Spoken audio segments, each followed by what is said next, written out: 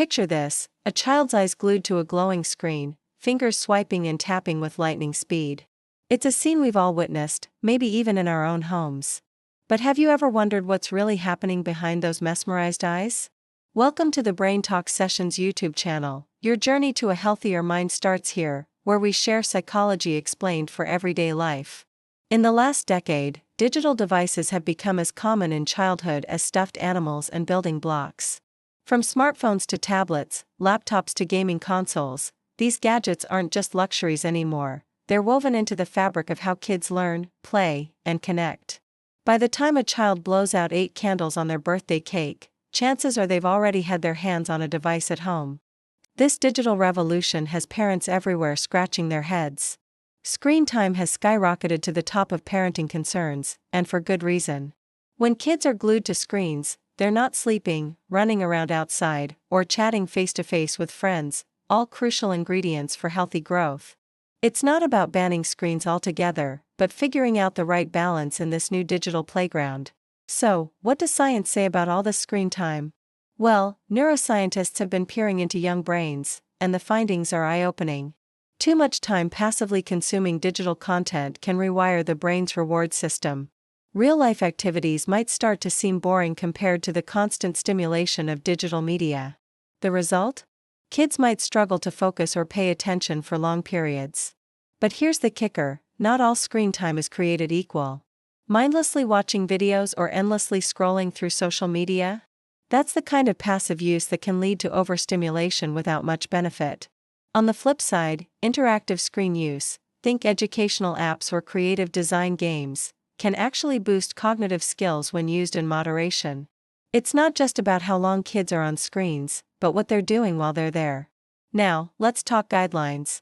The American Academy of Pediatrics has some pretty clear recommendations based on age. For the tiniest tots under 18 months, it's best to avoid screens altogether, except for video chats with grandma. As kids grow, so does their screen allowance. By the time they hit school age, the focus shifts to setting consistent limits and making sure screens don't interfere with sleep, homework, or playtime. Interestingly, not everyone sees eye to eye on this. While the US is all about specific time limits, countries like the UK and Australia are more focused on overall screen balance. Canada emphasizes getting the whole family involved and making sure kids still get plenty of outdoor play. But what happens when the balance tips too far towards screens? The effects can ripple through a child's emotional world. Too much screen time can lead to mood swings, irritability, and difficulty managing emotions.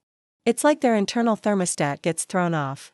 And that's not all. Research has found links between excessive screen use and higher rates of anxiety and depression in kids and teens. Sleep suffers too. That blue light from screens messes with the body's natural sleep-wake cycle, making it harder for kids to drift off to dreamland. And in the classroom? Overuse of fast-paced media can train young brains to expect constant stimulation, making it tough to focus on slower-paced activities like reading or listening to a teacher. But it's not all doom and gloom. When used thoughtfully, screens can open up a world of learning and connection. Educational apps can turn math into a thrilling adventure or help kids learn a new language through play. For families spread across the globe, video calls can keep bonds strong across any distance. And let's face it, in today's world, digital literacy is as essential as reading and writing. Balanced screen use can prepare kids for future careers and social landscapes we can barely imagine.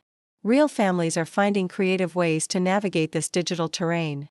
Take the Canadian family who set a daily 2-hour limit on gaming. The result? Better grades and more restful nights. Or the US parents who made a rule: homework first, then device time, with a daily dose of outdoor play. Australian families are trying out screen-free dinners and evenings, reporting stronger family bonds and better communication. Even schools are getting in on the action, with UK classrooms introducing digital wellness lessons to teach responsible tech use. So, what can parents do to keep screen time in check? Setting clear rules and schedules is a great start. No screens during meals or devices off an hour before bedtime can become family mantras. Encouraging outdoor play and creative activities helps fill the time that might otherwise be spent on screens. And here's a pro tip: watch or play alongside your kids. It's a chance to understand what they're into and opens the door for great conversations. Parental controls can be handy tools, but they're not a substitute for good old-fashioned guidance. Use app timers and filters wisely, but remember, the goal is to teach kids to manage their own screen use, not just to police it. Of course, it's not always smooth sailing. Kids might push back when limits are set, leading to conflicts that can test even the most patient parent. Peer pressure is real, with kids feeling left out if they're not online when their friends are. And let's be honest, parents need to take a hard look at their own screen habits. If mom and dad are constantly checking their phones, it's tough to convince kids to unplug. Looking ahead, screens aren't going anywhere. In fact, they're becoming more integrated into education, with online classrooms and AI-based learning on the rise. The key for the future isn't about eliminating screens, it's about teaching digital balance. We're moving from a world of screen bans to one of screen management, where the focus is on using technology purposefully and responsibly. In the end, remember this: screen time itself isn't the villain, it's the lack of balance that causes problems. Yes, there are risks like anxiety, poor sleep, and shorter attention spans. But there are also benefits, learning opportunities, ways to connect, and chances to build essential digital skills. So, parents, it's time to take action. Set those boundaries, stay engaged with your kids' digital lives, and most importantly, model the healthy habits you want to see.